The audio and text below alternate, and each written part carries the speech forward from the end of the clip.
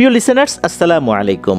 আফনান্স B YouTube চ্যানেলের নিয়মিত আয়োজন ফেয়ার উইথ টুয়েসডের পঞ্চম এপিসোডে দেশ ও দেশের বাইরে যেখান থেকে আমাদের সাথে যুক্ত হচ্ছেন বা পরবর্তীতে হবেন, সকলকে জানাচ্ছি শুভেচ্ছা ও ভালোবাসা।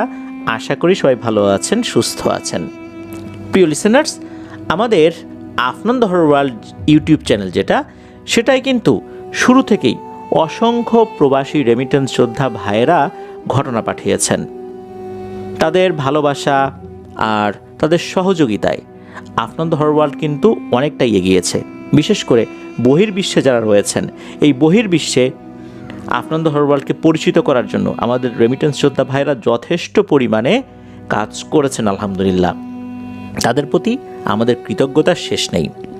আর আমাদের আফনান্স বি ইউটিউব চ্যানেলে ওনাদের পাঠানো ঘটনা থাকবে না তা কি হয়? আজকে কিন্তু আমরা একজন রেমিটেন্স যোদ্ধা ভাইয়ের পাঠানো ঘটনা শেয়ার করব। ওনার পাঠানো বেশ কিছু ঘটনা আমরা আমাদের Afnan the horror world YouTube চ্যানেলেও প্রচার করেছি। ওনার নাম মিঠু মাঝি। ওনার দেশের বাড়ি কিন্তু শরীয়তপুর জেলার নড়িয়া উপজেলার নড়িয়া পৌরসভার ঢালিপাড়াতে। উনি কিন্তু বেশ কিছু দুর্দান্ত ঘটনা পাঠিয়েছিলেন এর আগেও। উনি বর্তমানে ইটালির ভেনিসে রয়েছেন। আজকের এপিসোডের যেই ঘটনাগুলো শেয়ার করব, ঘটনাগুলো এই কারণে বলছি, উনি বেশ কিছু ছোট ছোট ঘটনা পাঠিয়েছেন, তো সেগুলো একত্র করে আপনাদের সামনে উপস্থাপন করার চেষ্টা করব। ওনাদের যেই এরিয়াটা, এই ঢালিপাড়া, এই ঢালিপাড়ার পাশেই কিন্তু আরেকটা পাড়া রয়েছে, সেটাকে খলিফা পাড়া বলে। অনেক আগে থেকেই এই দুই পাড়ার মধ্যে আত্মীয়তার বন্ধন কিন্তু অনেক মজবুত। কেননা ঢালিপাড়ার লোকজন আত্মীয়তা করেন খলিফাপাড়ার সাথে, আবার খলিফাপাড়ার লোকজন আত্মীয়তা করে ঢালিপাড়ার সাথে। দেখা যাচ্ছে যে একজন ব্যক্তির দাদা বাড়ি নানা বাড়ি একদম কাছাকাছি। এটা কিন্তু অনেক আগে থেকে এটা হয়ে আসছে আর কি। এখন যদিও সেটা কমে গেছে বলে জানিয়েছেন মিঠু মাঝি, তবে কমে গেলেও সেটা যে আশঙ্কাজনক হারে কমে গেছে বিষয়টা এরকম না। বহু আগে থেকেই এটা চলে আসছে। তো দেখা যাচ্ছে মিঠু মাঝি ভাইয়ের নানা বাড়ি দাদা বাড়ির ডিস্টেন্স কিন্তু খুবই কম, পায়ে হেঁটে বা এক দৌড়ে চলে যাওয়া যায় এমন একটা অবস্থা আর কি। তো এই নড়িয়া বাজার থেকে ঢালিপাড়া বা খলিফাপাড়া আসার সময় বেশ কিছু পথঘাট জঙ্গল রয়েছে, সেখানে অনেক ভয়ের ঘটনাই কিন্তু আগে ঘটেছে।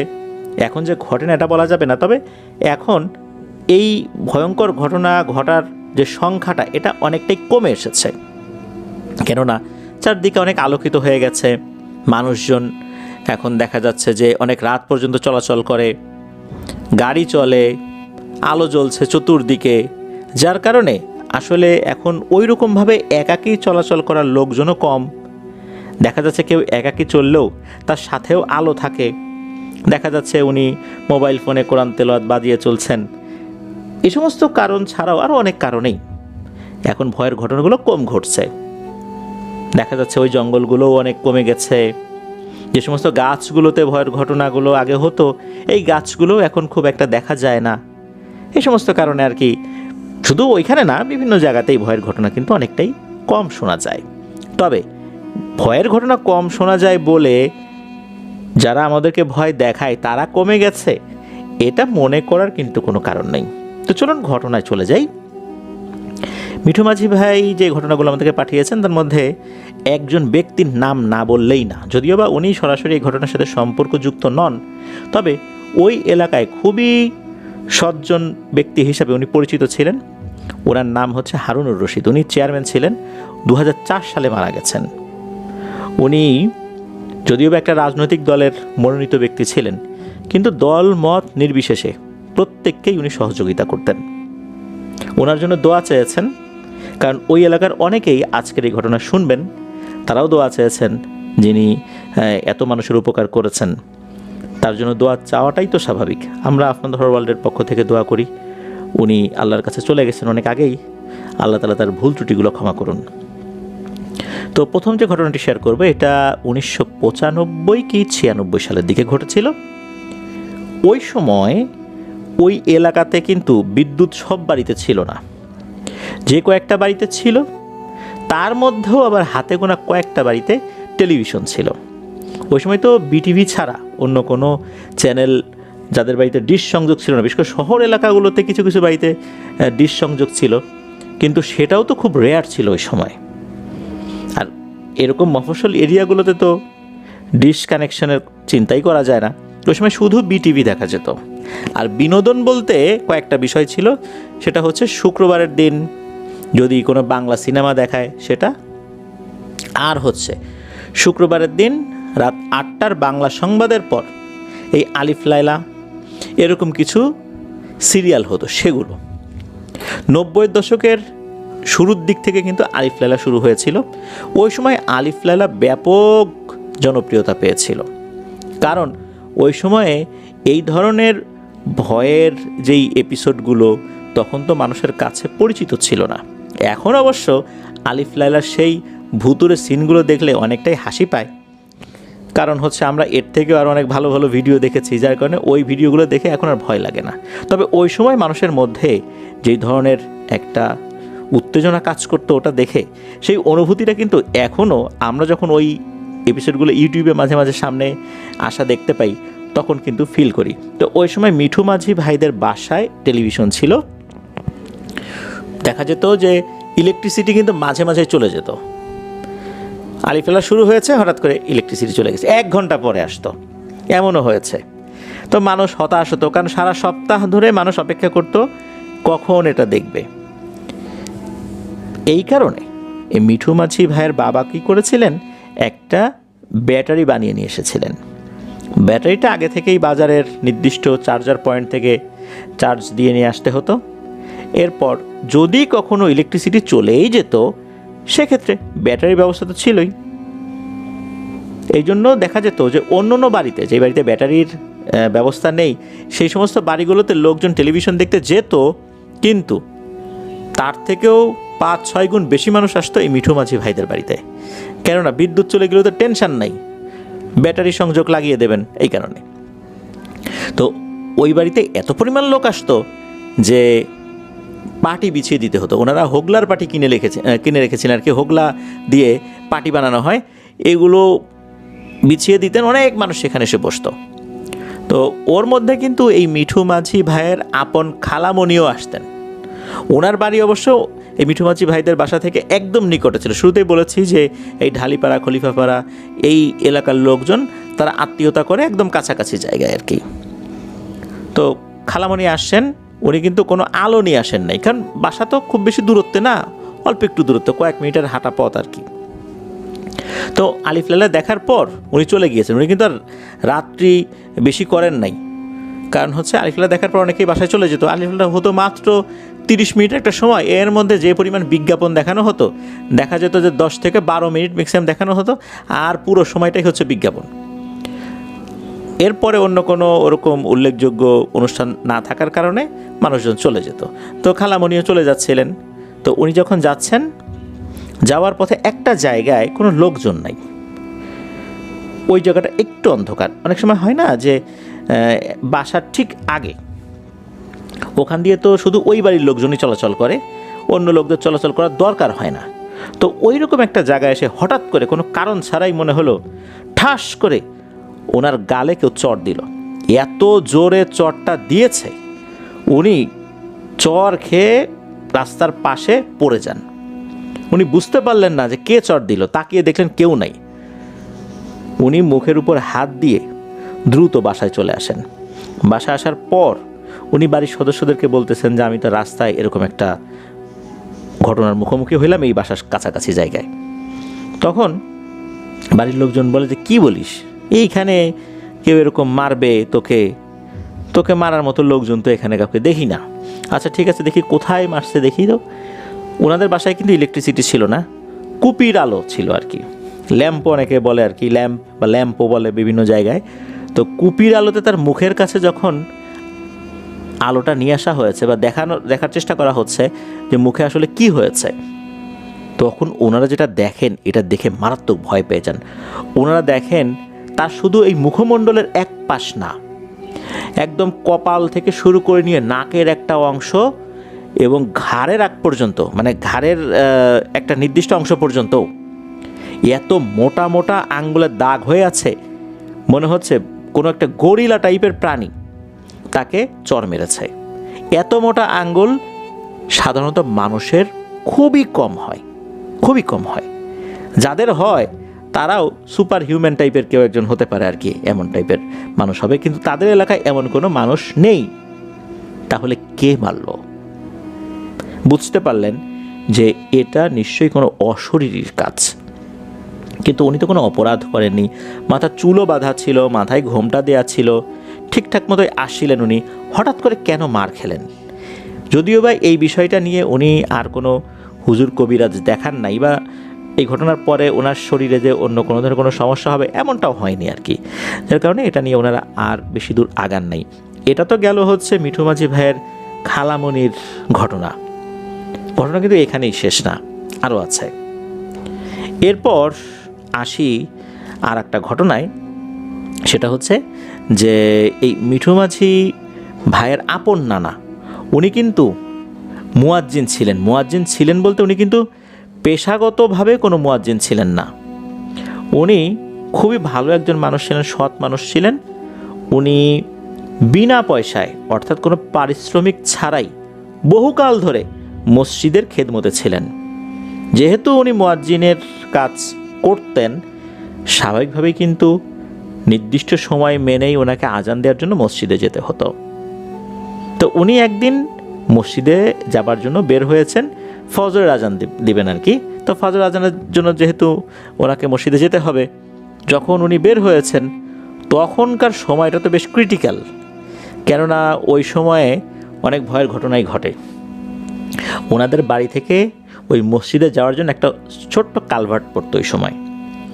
ওই কালভার্টের ওখানে কিন্তু অনেকেই বেশ কিছু জিনিস দেখতো। তো উনি যখন ওদিক দিয়ে যাচ্ছেন, উনি দেখেন যে একটা মহিলা, তার শরীরে এত পরিমাণ গহনা, ভারী ভারী গহনা, মনে হচ্ছে তার শরীরে কয়েকশো ভরি স্বর্ণের গহনা সে নিজেকে জড়িয়ে রেখেছে আর কি, ওই স্বর্ণের গহনা দিয়ে আর কি।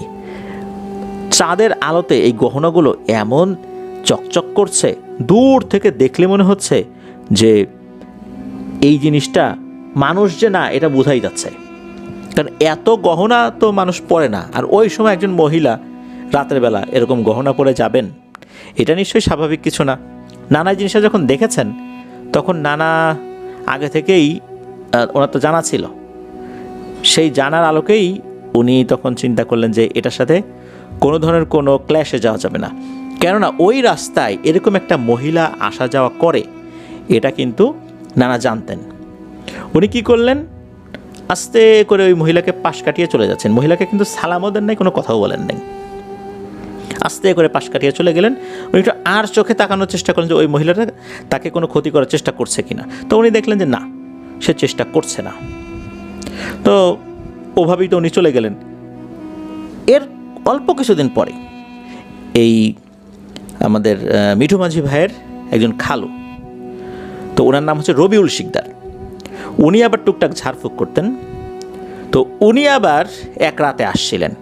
তো উনি আবার এই জিনিসটার মুখোমুখি হয়ে যান, দেখেন যে ওইরকম একটা মহিলা আসছে, শরীরে অনেক স্বর্ণের গহনা পরা, চকচক চকচক করছে গহনাগুলো। তবে মহিলাটার চেহারা যে ভয়ঙ্কর তা কিন্তু না, স্বাভাবিক একজন মহিলার চেহারা যেরকম হতে পারে ওই রকম, সুন্দরীও না, কুৎসিত না, একদম সাধারণ আর কি। কিন্তু উনি তো বুঝতে পারছেন যে এইটা তো বিভিন্ন সময় মানুষকে দেখা দিয়েছে। তো উনি যখন আসছিলেন, উনি দেখেন যে এই মহিলাটা পাশ না কাটিয়ে গিয়ে তার অনেকটা সামনে চলে এসেছে। তখন তো এই রবিউল শিকদার খালু বুঝতে পারছেন নিশ্চয়ই এইটার কোনো বদমতলব আছে, কোনো একটা ক্ষতি করার চেষ্টা করবে। তখন উনি বলে ওঠেন, এই শোন, তুই এই রাস্তা দিয়ে আসা যাওয়া করিস, তুই তোর মতো আসা যাওয়া কর, তোর সাথে কিন্তু আমার কোনো শত্রুতা নেই। তুই পায়ে পাড়া দিয়ে যদি আমার সাথে শত্রুতা করতে আসিস, তাহলে আমিও তো আত্মরক্ষার জন্য আমি আমার যে সমস্ত পদ্ধতিগুলো আছে সেগুলো ব্যবহার করব। তাতে করে তোর জন্য যেমন ক্ষতি, আর তুই আমাকে ক্ষতি করার জন্য যদি কোনো চেষ্টা করিস, সেটা আমার জন্যও ক্ষতি। এর থেকে ভালো হয় তুই আমার পথের সামনে আসিস না, তুই যেই পথ দিয়ে হাঁটছিলি ওই পথ দিয়েই চলে যা, কখনো আমাকে বিরক্ত করতে আসবি না। এরপর দেখা গেল ওই মহিলাটা পথ ছেড়ে দিয়ে পাশ দিয়ে চলে গেল। মনে হলো যে মহিলাটা তার কথা শুনেছে এবং মেনে নিয়েছে। তো ওই মহিলাটাকে অনেকেই বিভিন্ন সময় কিন্তু দেখেছে। এটা নিয়ে ছোট ছোট অনেক ঘটনা রয়েছে, এটা বলে শেষ করা আসলে খুবই মুশকিল হয়ে যাবে আর কি। তো যাই হোক, এই যে রবিউল শিকদার খালু যিনি, তো ওনার স্ত্রী একবার একটা বিপদে পড়েছিলেন। তা হচ্ছে 1998 সালে যখন বন্যা হয়েছিল, যেহেতু এই যে নড়িয়া এলাকা, এটা তো আসলে দেখা যাচ্ছে যে বিভিন্ন সময় এলাকায় নদী ভাঙন হয়েছে। শরীয়তপুরের বিস্তীর্ণ এলাকা কিন্তু নদী ভাঙনে একদম পানিতে চলে গেছে। 1998 সালের বন্যার যখন একটা চলছিল আর কি, তখনও ওই এলাকার বিভিন্ন এলাকাগুলো পানিতে প্লাবিত হয়ে গিয়েছিল। এই যে রবিউল শিকদার খালুর যিনি স্ত্রী, মানে খালা, উনি বাড়ি থেকে বাইরে বের হয়েছেন। উনি দেখেন বেশ বড় আকৃতির একটা শোল মাছ। বন্যার পানি কিন্তু সাধারণত ঘোলা হয়, আমরা যারা দেখেছি যে ঘোলা পানি। উনি দেখেন বিশাল আকৃতির একটা শোল মাছ, এটা কিন্তু দিনের বেলাতে হয়েছে আর কি, রাতে না। শোল মাছ একটা জায়গায় আছে। উনি অবশ্য প্রথম দিকে ওই শোল মাছের মাথাটা দেখে মনে করেছিলেন বড় আকৃতির কোনো সাপের মাথা কিনা। পরে বুঝতে পারলেন না, এটা কোনো সাপ না, এটা শোল মাছ। তো উনি কি করেছেন, স্বাভাবিকভাবেই এত বড় একটা মাছ দেখলে ধরার চেষ্টা করবেন, এটা তো যে কেউই করবে।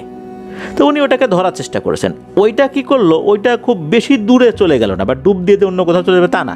সে কী করলো, হয়তো বা 2 হাত দূরে গিয়ে আবার একই রকম মাথা ভাসিয়ে সে রয়েছে আর কি।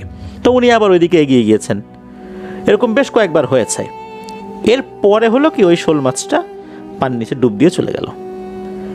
উনি বেশ বিরক্তই হলেন, ধরতে পারলাম না, ধরতে পারলে তো ভালোই হতো।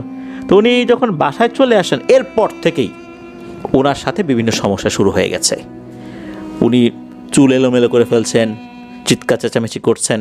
এদিকে ওনার স্বামী, উনি তো বুঝতে পারছেন যে এখানে অস্বাভাবিক কিছু হয়েছে।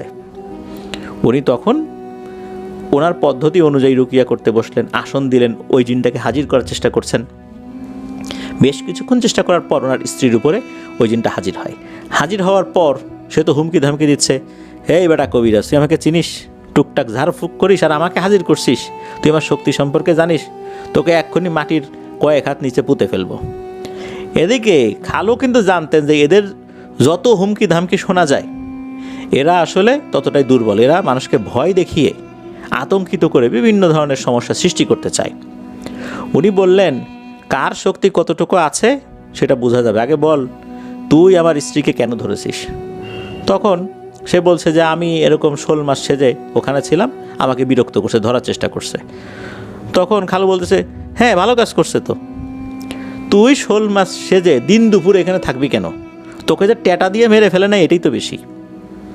আর মানুষ মাছ দেখলে ধরতে যাবে, এটাই তো স্বাভাবিক। তুমি দিন দুপুরে শোল মাছের রূপ ধরে ঘুরে বেড়াবা আর মানুষ তোমাকে ধরবে না, আদর করে ছেড়ে দিবে, এমনটা ভাবনা করার তো কোনো কারণ নাই। দোষ তোর, তুই আসছিস কেন? তুই আসছিস ভালো কথা, তোকে ধরতে গেছে, তোকে তো ধরেও নাই, তোকে আঘাতও করে নাই, তুই কোন সাহসে এসে তুই এই ভদ্র মহিলার উপর আসর করলি?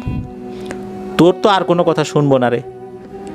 ওই জিনটাকে আর কোনো কথা বলার সুযোগ না দিয়ে খালু কী করছে, একটা গোল বৃত্ত এঁকে, ওনার একটা বিশেষ লাঠি ছিল, ওই লাঠি দিয়ে যখন নির্দিষ্ট কিছু দোয়া পড়ে ওই বৃত্তের উপর উনি আঘাত করছেন, তখন তো ওই জিনটা নাকি খালার শরীরে খুব চিৎকার চেঁচামেচি শুরু করতে থাকে, এই আমি চলে যাবো রে, আমি চলে যাব, আমার ভুল হয়েছে, আমারই ভুল হয়েছে, ওই সময় আমার ওইভাবে আসা উচিত হয় নাই, আমাকে ছেড়ে দেখ। খালু তো ছাড়বেন না, বেদম পিটানি শুরু করছেন। পিটাতে পিটাতে ওই জিনের অবস্থা কাহিল। পরে খালু দেখতে পেলেন যে আর বেশি পিটালে ওই জিনটা ওই শরীরের ভিতরে যদি বেশি মোচড়ামোচড়ি করে তাহলে কিন্তু খালারও ক্ষতি হতে পারে। তখন খালু বললেন যে ঠিক আছে, তুই এখন যা, এখন ছাড়, এই এলাকার আশেপাশে যেন তোকে আর না দেখি। তখন ওই জিনটা বলে, ঠিক আছে আমি ছেড়ে চলে যাব, তবে আমি যে কাজটা করব, একটা ভরা কলসি কামড় দিয়ে একটা নির্দিষ্ট দূরত্বে যাব, এরপর এই মহিলা ঠাস করে মাটিতে পড়ে যাবে, অজ্ঞান হয়ে যাবে, তখন বোঝা যাবে যে আমিও ছেড়ে চলে গেছি, এটা আমাকে করতে হবে। তখন একটা মাটির কলস এনে দেওয়া হয়। ওই মাটির কলসের এমনিতেই তো ওজন ছিল, পানি যখন ভরা হয় তাহলে এর ওজন কতটুকু হবে, এটা দাঁত দিয়ে কামড় দিয়ে, তাও আবার সামনের দাঁত দিয়ে কামড় দিয়ে উঁচু করা কিন্তু স্বাভাবিক কোনো মানুষের পক্ষে সম্ভব নয়। এইটাই হয়েছিল। বৃত্তের ভেতরে ওই কলসটা দিয়ে দেওয়া হয়, তখন কামড় দিয়ে ওই কলসটাকে উঁচু করে বৃত্ত থেকে বের হয়ে কিছুটা দূরত্বে গিয়ে ঠাস করে খালামণি পড়ে যান, উনি অজ্ঞান হয়ে যান। এরপর বোঝা গেল যে ওই জিনটা তাকে ছেড়ে চলে গেছে। এরপর থেকে কিন্তু খালামণি একদম সুস্থ হয়ে গেছেন। তো এই যেই ঘটনাটা, এটা কিন্তু দিনের বেলার একটা ঘটনা আর কি, দিনের বেলায় ঘটনাটা ঘটেছিল আর কি। তো আর একটা বিষয়, এই যেই মহিলাটাকে দেখা যায়, যে মহিলাটার কথা আমরা বলেছি, আরেকটা ঘটনা ঘটেছিল, সেটা হচ্ছে যে এই ওনাদেরই এক আত্মীয়, এই মিঠু মাঝি ভাইদের, তার নাম হচ্ছে মোতালেব ব্যাপারী। ওখানে কিন্তু ব্যাপারী পাড়াও আছে। এই মোতালেব ব্যাপারী আর ওনার স্ত্রী দুইজনেরই কিন্তু ডায়াবেটিস, যার কারণে তাদেরকে কিন্তু রুটিন করে হাঁটাহাঁটি করতে হতো। এই যে মোতালেব ব্যাপারী, উনি কিন্তু যখন হাঁটতে বের হতেন, ওনার স্ত্রীর সাথে হাঁটতে বের হতো। যদি কোনো কারণে ওনার স্ত্রীর সাথে বের হতে না পারতেন, পরবর্তীতে উনি আবার একাই হাঁটতে বের হতেন, অর্থাৎ ওনার স্ত্রী। মাঝে মাঝে এমন হতো যে উনি ফজরের নামাজ পড়ে হাঁটতে বের হয়েছেন, হাঁটতে হাঁটতে দেখা গিয়েছে যে ওনার স্ত্রীর সাথে দেখা হয়ে গেছে, তখন দুইজন মিলে হাঁটাহাঁটি করে বাসায় চলে আসতেন। উনি ফজরের নামাজ পড়ে হাঁটাহাঁটি করছেন, তো ওই এলাকার আশপাশ দিয়ে, বিশেষ করে ঢালিপাড়া, খলিফাপাড়া, ওই দিক দিয়ে যে রাস্তাগুলো আছে, ওই রাস্তা দিয়ে হাঁটাহাঁটি করছেন। হঠাৎ করে দেখেন ওনার স্ত্রী ওনার পিছু পিছু হাঁটছে। তো উনি আবার তাকিয়ে বললেন যে, কি গো, তুমি আবার কখন আসলা, তা ডাক দিবা না, পিছনে আসছো। তো ওনার স্ত্রী কোনো কথা বলে না। আশেপাশে কিন্তু লোকজন যাচ্ছে, যেহেতু ফজরের পরে লোকজন যাচ্ছে, ওনার স্ত্রী কিন্তু হাঁটতে হাঁটতে ওনার কাছেও আসছে না। উনি যখন দাঁড়িয়ে যান, ওনার স্ত্রীও পেছনে দাঁড়িয়ে যায়, এমন একটা অবস্থা আর কি। উনি তো বুঝতে পারেন না ঘটনাটা কি। ওইদিকে ওনার হাঁটা কিন্তু প্রায় শেষ। উনি চিন্তা করলেন, ঠিক আছে যাই, বাসায় যাই, তারপর জিজ্ঞেস করবো যে আজকের এই আচরণের কারণটা কি। উনি যখন বাসায় ঢুকবেন, এমন সময় দূরে যে রান্নাঘর আছে, ওই রান্নাঘরে টুংটাং টুংটাং আওয়াজ উনি শুনতে পাচ্ছেন। চিন্তা করলেন, কী ব্যাপার, রান্নাঘরে রান্না করে কি এত সকালবেলা? তো আমার স্ত্রী ছাড়া রান্নাঘরে কারো যাওয়ার কথা না। তো উনি পেছন দিকে তাকিয়েছেন, তাকিয়ে দেখেন যে কেউ নেই। তখন উনি চিন্তা করলেন যে তাহলে মনে হয় আমার স্ত্রী অন্য পথ দিয়ে খুব দ্রুত ঘুরে এসে রান্নাঘরে ঢুকেছে। উনি রান্নাঘরে গিয়ে দেখেন যে ওনার স্ত্রী, উনি সকালের নাস্তা বানাচ্ছে। উনি হেঁটে আসবেন, আসার পরপরই নাস্তা করবেন, এই কারণে নাস্তা বানাচ্ছেন। আরও একটা বিষয় খেয়াল করলেন যে যেই ড্রেস পরা অবস্থাতে উনি ওনার স্ত্রীকে দেখেছিলেন, ওনার স্ত্রী কিন্তু তখন অন্য ড্রেস পরা রান্নাঘরে। উনি তখন বললেন যে, কী ব্যাপার, তুমি পিছনে পিছনে হাঁটলা, আমার সাথে কথাও বললা না, আবার ঘুরে বাসায় চলে এসে মানে রান্না করতেছো, নাস্তা বানাচ্ছো, আবার ড্রেসও দেখি অন্য, ঘটনা কি? উনি বলছে, আমি আবার কখন গেলাম, আমি তো আজকে হাঁটতে বের হই নাই, হাঁটতে বের হবো, তোমাকে নাস্তা পানি দিয়ে তারপর হাঁটতে বের হবো, আমার উঠতে একটু দেরি হয়ে গেছিলো, এই জন্য আর বের হইনি। উনি তো শুনে অবাক। তখন উনি বলেন যে, এই ঘটনা আমি তো একজন মহিলাকে দেখলাম। তখন উনি বুঝতে পারছেন, এই যে এই রাস্তায় যে একটা মহিলা ঘুরে বেড়ায়, নিশ্চয়ই এইটার কোনো কারসাজি হতে পারে। এইটা শুধু রাত না, দিনের বেলাতেও মানুষকে ভয় দেখাতে শুরু করেছে। এই ঘটনা কিন্তু 90-এর দশকেরই কোনো একটা সময়। এরপর সেই ওই মহিলা রিলেটেড আর একটা ঘটনা। তো নড়িয়া বাজার, যেটা ওই নড়িয়া বাজার থেকে ঢালিপাড়ার এদিকে আসার সময় কিন্তু একটা ছোট্ট ব্রিজ পড়ে। ওই ব্রিজের কাছে একটা ডিপ টিউবওয়েল আছে। ওইটা ছিল ওই এলাকার প্রথম ডিপ টিউবওয়েল। তখন অনেক মানুষ ওই ডিপ টিউবওয়েলের পানি নিতে আসতো। তো ওই ডিপ টিউবওয়েলের পাশেই ছিল একটা কাচারি ঘর। একদিন হয় কি, এই মিঠু মাঝি ভাইয়েরই সম্পর্কে নানা হন, তার নাম হচ্ছে রব ব্যাপারী। এই আব্দুর রব ব্যাপারী নানা, উনি ওই পথ দিয়ে আসছিলেন। তখন রাত 10টা সাড়ে 10টার মতো বাজে। এটাও কিন্তু ওই 90-এর দশকেরই ঘটনা। তখন ওই এলাকার আশেপাশে কোনো ল্যাম্প পোস্ট বা এরকম কিছু দেখা যেত না, রাতের বেলা অন্ধকারই দেখা যেত, তবে চাঁদের আলো ছিল এখানে।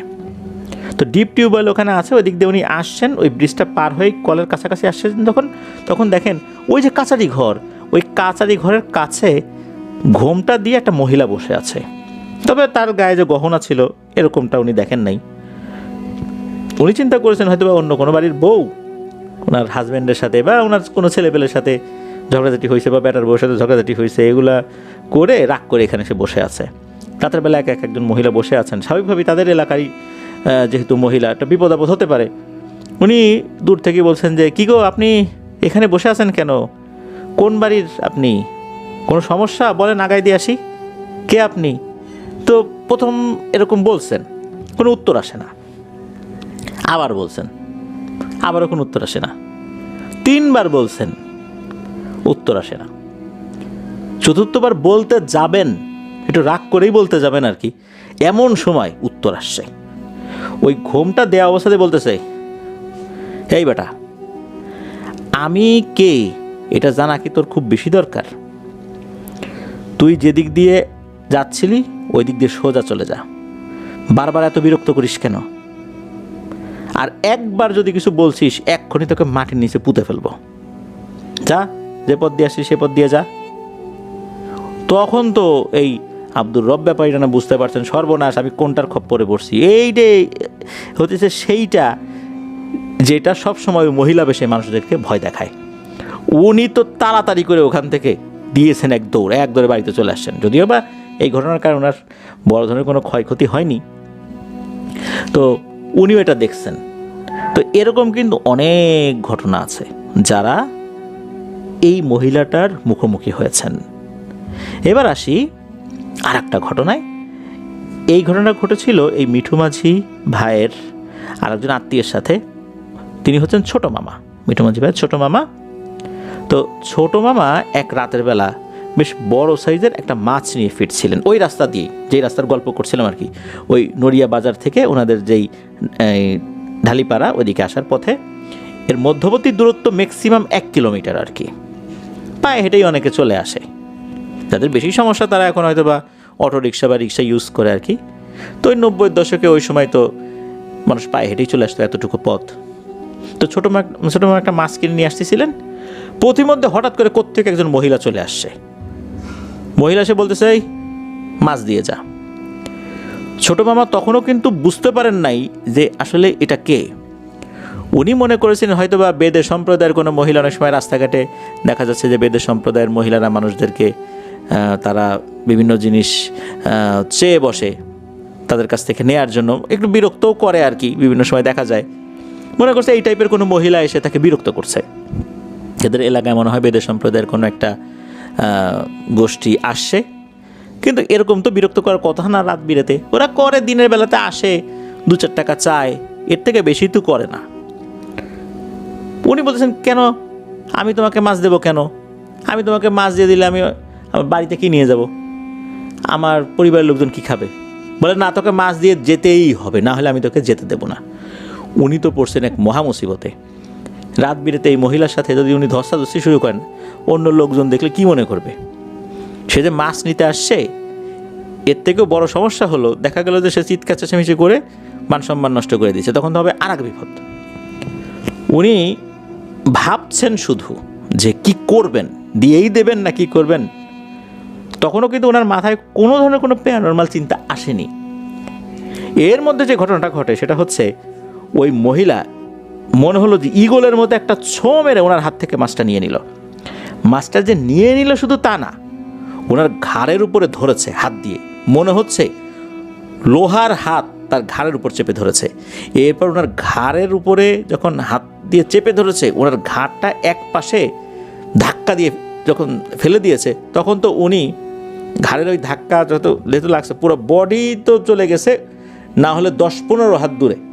মানে উনি ওই রাস্তা থেকে ছিটকে পড়ে গেছেন আরও অনেক দূরে, রাস্তার পাশে থাকা ক্ষেতের মধ্যে। এরপর ওনার কাছে মনে হলো কি যেন সাঁ করে অনেক দূরে চলে গেল। উনি বুঝতে পারলেন যে এইটা হচ্ছে সেই মহিলাটা, যেই মহিলাটা এই এলাকায় একটা ত্রাসের রাজত্ব কায়েম করেছে। তবে এই মহিলাটা যে কাউকে বড় ধরনের কোনো ক্ষতি করেছে এমনটা খুব একটা শোনা যায় না।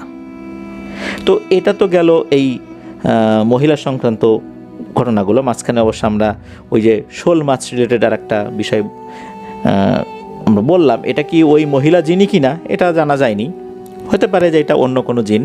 তো এবার আসি লাস্ট ঘটনাতে। ওনাদের এলাকায় একটা ছেলে আছে, তার নাম হচ্ছে মোবারক, যিনি এখনও আছেন। তো মোবারকের কিন্তু আরও 3 বোন আছে, আরও 3 বোন।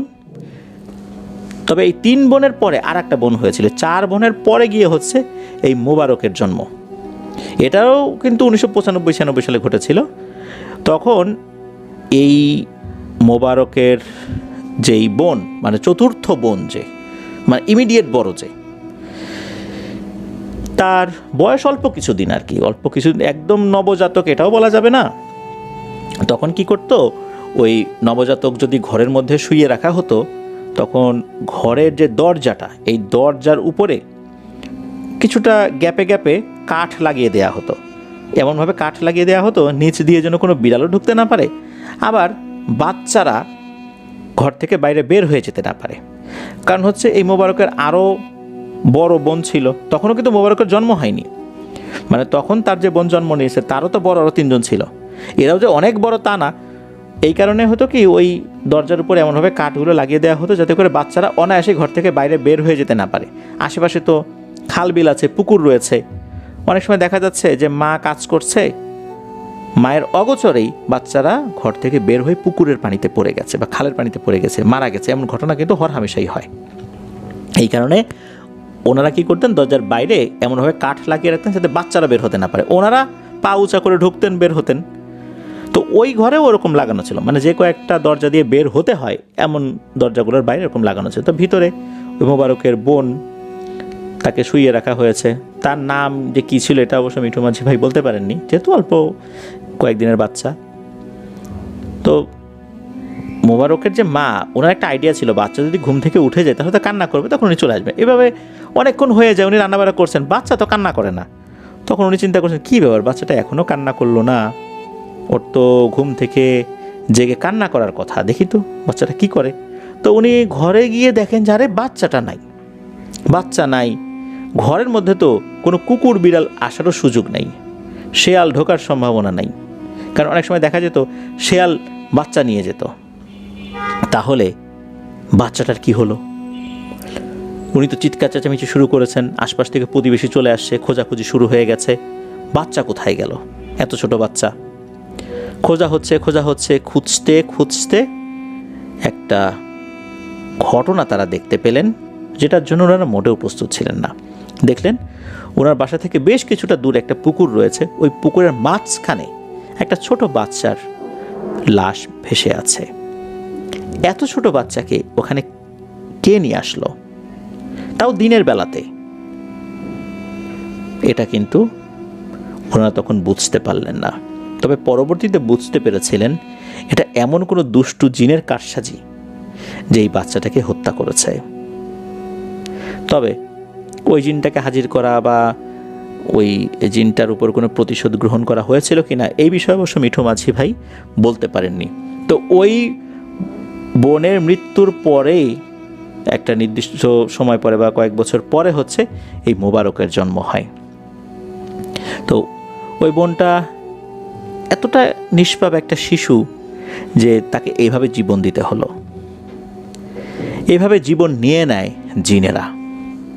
তারা এই ধরনের হত্যাকাণ্ড ঘটিয়ে তারা নিজেদেরকে শক্তিশালী করে। এই জন্য যারা শিশু বাচ্চা তাদেরকে কখনো একা একা রাখতে হয় না, কাউকে না কাউকে কিন্তু পাশে বসিয়ে রেখে যেতে হয়। হ্যাঁ, একান্তই যদি যাওয়ার দরকারই হয় দোয়া পড়ে দিয়ে যেতে হবে, যে দোয়াগুলো আছে, আয়াতুল কুরসি আছে, এগুলো পড়তে হবে। যদি আয়াতুল কুরসিও মুখস্থ না থাকে, সূরা ফাতিহা তো অন্তত সবার মুখস্থ, এটা পড়ে অন্তত ফু দিয়ে যেতে হবে। তবে কিছু মাসনুন দোয়া, যেগুলো বদনজর, জাদুটোনা, জিন শয়তান এদের ক্ষতি থেকে বাঁচাতে পারে, যে দোয়াগুলো আল্লাহ, যেই দোয়াগুলো রাসূলুল্লাহ সাল্লাল্লাহু আলাইহি ওয়াসাল্লামের মাধ্যমে আমাদেরকে শিখিয়েছেন, সেই দোয়াগুলো কিন্তু অবশ্যই আমাদেরকে জানতে হবে। আমরা জানি না এই কথা বলে কিন্তু পাওয়ার পর কোনো সুযোগ নেই। আমরা যদি পাওয়ার সুযোগ খুঁজতে থাকি তাহলে তো আমাদের পরিবার পরিজনদের অনেক ক্ষতি হয়ে যাবে। সুতরাং এই কাজটা আমরা না করি, আমরা এগুলো শিখে নিব। পারি না, শিখতে হবে। আমরা অনেক কিছুই পারি না, সময়ের সাথে প্রয়োজনে অনেক কিছু আমরা শিখেও নিই, এই জিনিসটা শিখে নিতে হবে। আর এখন তো মোবাইল ফোন অনেকের কাছেই আছে, যদি একান্তই বাচ্চাদের থেকে একটু দূরে যেতে হয়, মোবাইল ফোনে আমরা সূরা বাকারা চালিয়ে দেব, তার কাছাকাছি শব্দটা যেন হয়, ইনশাল্লাহ কোনো ক্ষতি হবে না। তারপরও ছোট বাচ্চাদের ক্ষেত্রে অনেক সতর্ক থাকাটাই বাঞ্ছনীয়। ধন্যবাদ জানাচ্ছি মিঠু মাঝি ভাইকে ওনার পাঠানো ঘটনার জন্য। আশা করি ওনার কাছ থেকে আরও অনেক ঘটনা ইনশাল্লাহ আমরা পাবো। ছোটো বড়ো আরও অনেক ঘটনা ওনার কাছে আছে। তবে আরেকটা ঘটনা যেটা উনি দিয়েছেন, এটা বলেই শেষ করে দিই। আমার মনে পড়লো যে উনি আরেকটা বলেছিলেন, তা হচ্ছে ওনাদের সম্পর্কে নানা হন একজন, উনি কিন্তু রাজনীতিবিদ। ওনার নাম হচ্ছে মোশাররফ হোসেন মন্টু। তো ওই সময়ে ওই নানার সাথে ওনার ভালো একটা সম্পর্ক ছিল। সময়টা কিন্তু 2008 কি 9 সাল। ওই সময় মিঠু মাঝি ভাই নোকিয়া 1600 মডেলের একটা কালার ডিসপ্লের ফোন চালাতেন, ওটা বাটন ফোন ছিল আর কি। তো মাঝে মাঝে ওই নানার সাথে দেখা করতে আসতেন, নানাও ডাকতো তাকে। ওই নানার বাড়ি থেকে একটু দূরে, বলতে দূরে বললে ভুল হবে, মানে বাড়ির উঠোনের একটা সাইড আর কি, 3টা ওয়াশরুম রয়েছে, পরপর 3টা ওয়াশরুম। এর মধ্যে মাঝখানে যে ওয়াশরুমটা, এই ওয়াশরুমটা বেশ টাকা পয়সা খরচ করে করা হয়েছিল, ভিআইপি মানের একটা ওয়াশরুম আর কি। কিন্তু তার দুই পাশে যে এই ওয়াশরুম দুটো ছিল, এর মধ্যে একটা মিডিয়াম মানের আর একটা খুব একটা ব্যবহৃত হতো না বলে ওটা আসলে ওইভাবে যত্নার্থেও করা হতো না, ওটা মানুষজন খুব কমই ব্যবহার করতো। তো উনি কোনো এক সন্ধ্যার দিকে গিয়েছেন আর কি, বা সন্ধ্যার কিছুটা পরে গিয়েছেন ওই নানার বাড়িতে।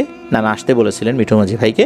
তো মিঠু মাঝি ভাই যখন গিয়েছেন, যাওয়ার পর দেখলেন যে নানা ওই মাঝখানে যে ওয়াশরুমটা ওটাতে গেল, আর নানার ঘরে যে বারান্দা, ওই বারান্দার উপরে নানা একটা মোবাইল ফোন রেখে গেছেন। তো মিঠু মাঝি ভাই বলেছেন যে ওইটা ছিল নোকিয়া N73 মডেলের একটা ফোন। তো যেহেতু ওই সময় এই ফোনগুলো যারা ইয়াং জেনারেশন তাদেরকে খুব আকৃষ্ট করতো, তো নানা যেহেতু ওয়াশরুমে গেছেন, উনি কিন্তু দেখলেন যে মধ্যের ওয়াশরুমে নানা গেলেন। তখন এই মিঠু মাঝি ভাই ওই চেয়ারে বসে কি করেছেন, স্যান্ডেলটা খুলে স্যান্ডেলের উপরে পা দিয়ে, আমরা অনেক সময় স্যান্ডেল থেকে পা সরিয়ে বা স্যান্ডেলটা খুলে স্যান্ডেলের উপরে পা দিয়ে একটা এক্স আকৃতির আর কি, বা ক্রস চিহ্নের মতো করে পা দিয়ে বসে থাকি না, তা ওভাবে উনি বসেছেন। বসে নানার ওই মোবাইল ফোন উনি দেখছেন যে ভিতরে কি কি ফাংশন আছে। ওই সময়ে তো দেখা যেত ওই যে স্নেক গেম, এটার প্রতি আগ্রহ বেশি ছিল। চিন্তা করছেন দেখি স্নেক গেমের কোন ভার্সনটা আসছে, একটু খেলি। তো কতক্ষণ হয়েছে ওনার ঠিক মনে নেই, তবে এতটুকু ওনার মনে আছে হয়তো বা 4 থেকে 5 মিনিট হয়েছে বড় জোর, এর বেশি না। তখন হঠাৎ করে ওই ওয়াশরুমের দরজা খোলার একটা শব্দ হলো, ঘটাং করে, স্টিলের দরজা ছিল তো, ঘটাং করে একটা শব্দ হলো। উনি তাকিয়েছেন, উনি তাকিয়ে দেখলেন যে যেই ওয়াশরুমটা একটু মধ্যমানের, ওই ওয়াশরুম থেকে নানা বের হয়েছেন। মিঠু মাঝি ভাই চিন্তা করলেন কী ব্যাপার, নানা ঢুকলো একটা ওয়াশরুমে, এই 3টা ওয়াশরুম তো আলাদা আলাদা, একটা থেকে আর একটায় যাওয়া যায় না, যাওয়ার সুযোগও নাই, মাঝখানে গ্যাপ কিন্তু অনেক। তাহলে নানা ওই ওয়াশরুম থেকে বের হলেন। উনি দেখলেন নানা বের হয়ে বলছে, এই মিঠু মাঝি এদিকে এদিকে। উনি তখন ফোনটা রেখে ওইদিকে যাওয়া শুরু করেছেন। তো যেই না যাওয়া শুরু করেছেন, কি মনে করে একটু নিচ দিকে তাকিয়েছেন, সামনের দিকে তাকিয়ে দেখেন নানা নেই। আর উনি কিন্তু খেয়াল করেছেন যে ওয়াশরুমটা যেটা থেকে নানা বের হয়েছেন, ওই ওয়াশরুমের দরজা কিন্তু খুলে বের হয়েছেন, দরজাটা খোলা ছিল। উনি তাকিয়ে দেখেন ওয়াশরুমের দরজাও বন্ধ। উনি চিন্তা করেন কী ব্যাপার, নানা কি আবার ওয়াশরুমে ঢুকলো নাকি? মাত্র 1 সেকেন্ডের ভিতরে আবার ওয়াশরুমে ঢুকে গেল। তখন উনি দেখেন ওই যে মাঝখানে যে ওয়াশরুমটা, ওই ওয়াশরুমটা থেকে নানা বের হচ্ছেন। আজব ব্যাপার। তখন আবার দেখেন হঠাৎ করে কী ব্যাপার, কেউই নাই। আরে ঘটনাটা কি হচ্ছে? তখন ওনার কাছে মনে হলো, আচ্ছা নানা তো রাজনীতি করেন, অনেক শত্রু থাকতে পারে, কেউ কি নানাকে হ্যাচকা টানে আবার আশেপাশের কোথাও নিয়ে গেল কিনা, ক্ষতি করার চেষ্টা করলো কিনা, নানা গেল কোথায়? মিঠু মাঝি ভাই তো দৌড়ে ওই ওয়াশরুমের পিছন দিকটাতে গিয়েছেন। পিছন দিকে একটা বাগান আছে জঙ্গলের মতো, ওনার বাড়ির পশ্চিম সাইড আর কি। তো ওইটায় খোঁজাখুঁজি করছেন, কাউকে পান না। উনি চিন্তা করেন সর্বনাশ, নানাকে নিশ্চয়ই কেউ অপহরণ করেছে। কারণ উনি তো দেখলেন তখন যে প্রথম উনি যেটা দেখেছিলেন যে ওই সাইডের ওয়াশরুম থেকে নানা বের হয়েছেন, ওইটার মাথায় নেই। উনি চিন্তা করছেন সেটা হয়তো উনি ভুল দেখেছেন, হয়তো বা নানা বের হয়ে আবার ওয়াশরুমে ঢুকেছিলেন, হতে পারে, এরকম হয়ই। এরপর উনি এই খবরটা দেওয়ার জন্য দ্রুত দৌড়ে বাড়িতে আসছেন, বাড়ির উঠোনেও চলে আসছেন। এমন করে ঘটাং করে ওয়াশরুমের দরজার আর একটা শব্দ হয়। উনি তাকিয়ে দেখেন নানা মাঝখানের ওয়াশরুম থেকে বের হচ্ছে। তো উনি বলছেন, কি নানা আপনি কি শুরু করলেন? এই পাশ থেকে একবার বের হইলেন, আবার বের হইলেন, মানে আমি তো কিছু বুঝতেছি না। তো আমি তো এই যে দৌড়াই আপনার খুঁজে আসলাম। তখন নানা বলে, এই তুই কী বলিস রে, আমি তো মাত্রই ওয়াশরুম থেকে বের হইলাম, আমি তো এর আগে কখনো বের হই নাই। তখন মিঠু মাঝি ভাই বলেন যে না না, আমি তো এই যে এইটা দেখছি। তখন বলেন যে তুই আবার দৌড়ায় ওই দিকটাতে যেতে গেলি কেন? বড় একটা বিপদ হয়ে যেতে পারত, নিশ্চয়ই কেউ ধোঁকা দিয়ে তোকে নিয়ে যাওয়ার চেষ্টা করেছিল, আল্লাহর রহমতে পারেনি। তখন নানাও বুঝতে পারছেন যে একটা বড় ধরনের দুর্ঘটনা থেকে মিঠু মাঝি ভাই বেঁচে গেছেন। ঘটনাটা এ পর্যন্তই ছিল। তো এভাবে অনেক ছোট ছোট ঘটনা ওনাদের এলাকায় আছে, ওনার নিজের সাথেও আছে, আত্মীয় স্বজনদের সাথে আছে, সেগুলো পর্যায়ক্রমে পাঠাবেন বলে জানিয়েছেন। ধন্যবাদ জানাচ্ছি আবারও মিঠু মাঝি ভাইকে ওনার পাঠানো ঘটনার জন্য। প্রিয় লিসেনার্স, আপনাদের জানা বা আপনাদের সাথে ঘটে যাওয়া সত্য ভয়ের ঘটনাগুলো আমাদেরকে লিখে বা রেকর্ড করে afnandaharwalbd@gmail.com এই ইমেল অ্যাড্রেসে ইমেল করতে পারেন। ইমেল অ্যাড্রেসের স্পেলিংটা বলে দিচ্ছি, AFNANTHEHEHORRORWORLDBD afnandaharwalbd@gmail.com। স্পেলিংটাও আমরা আমাদের ভিডিও ডিসক্রিপশনে দিয়ে রেখেছি, সেখানে গিয়ে স্পেলিংটা চেক করে নিতে পারবেন। প্রিয় লিসেনার্স, আমরা এখনও আফনান্স বি ইউটিউব চ্যানেলে ঘটনাগুলো কিন্তু নেয়ার জন্য আলাদা করে কোনো ইমেল অ্যাড্রেস খুলিনি। আমরা আপনাদের ওয়ার্ল্ড বিডি যেটা আছে ইমেল অ্যাড্রেস, সেটাতেই ঘটনা নিচ্ছি।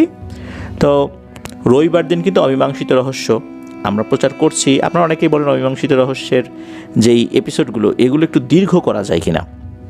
আসলে এগুলো নির্ভর করে আমরা কতটুকু তথ্য ওই বিষয়ে সংগ্রহ করতে পেরেছি। এই বিষয়ে খুব বেশি তথ্য আসলে পাওয়া যায় না, তবে যেগুলোতে পাওয়া যাবে সেগুলো বড় হবে। যেহেতু আমরা এখন এআই ভিডিওগুলো ইউজ করার চেষ্টা করছি, আমাদের অমীমাংসিত রহস্যের সিজন 2 এর যে এপিসোডগুলো আছে আপনারা অনেকেই দেখেছেন।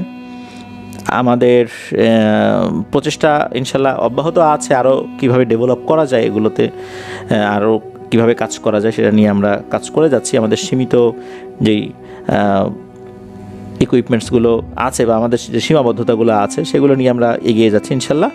আপনারা আমাদের এই চ্যানেলটাকেও ছড়িয়ে দেওয়ার জন্য কাজ করুন, ইনশাল্লাহ সহযোগিতা করুন, তাহলে আমরা আরও উৎসাহ পাবো।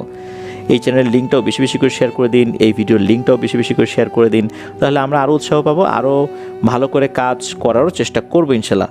কিন্তু আপনারা না আগালে যে কাজ করবো না, বিষয়টা এরকম না। আমরা যত বেশি আগাবো ইনশাল্লাহ আপনারাও আরও বেশি করে ভালোবাসতে থাকবেন।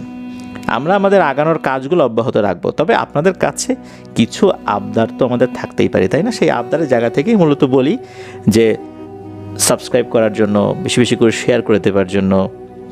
প্রিয় লিসেনার্স, আজকের এই এপিসোড থেকে বিদায় নিচ্ছি। সবাই ভালো থাকবেন, সুস্থ থাকবেন। আসছে রবিবার অমীমাংসিত রহস্যের নতুন আরও একটি এপিসোড শোনার আমন্ত্রণ জানাচ্ছি, আর আসছে মঙ্গলবার ফেয়ার উইথ টুয়েসডের নতুন আরও একটি এপিসোড শোনার আমন্ত্রণ জানিয়ে বিদায় নিচ্ছি। সবাই ভালো থাকবেন, সুস্থ থাকবেন। আজকের এপিসোডের সাথে যারা যুক্ত হয়েছেন তাদেরকে আবারও শুভেচ্ছা জানাচ্ছি। আমার জন্য দোয়া করবেন, আমার পরিবারের জন্য দোয়া করবেন, আপনাদের জন্য দোয়া রইল, আপনাদের পরিবার প্রত্যেকের জন্য দোয়া রইল। মহান আল্লাহ সুবহানাহু ওয়া তাআলা আমাদেরকে ভালো রাখুন, সুস্থ রাখুন, নিরাপদে রাখুন, আফনান্স বির সাথে রাখুন। আসসালামু আলাইকুম।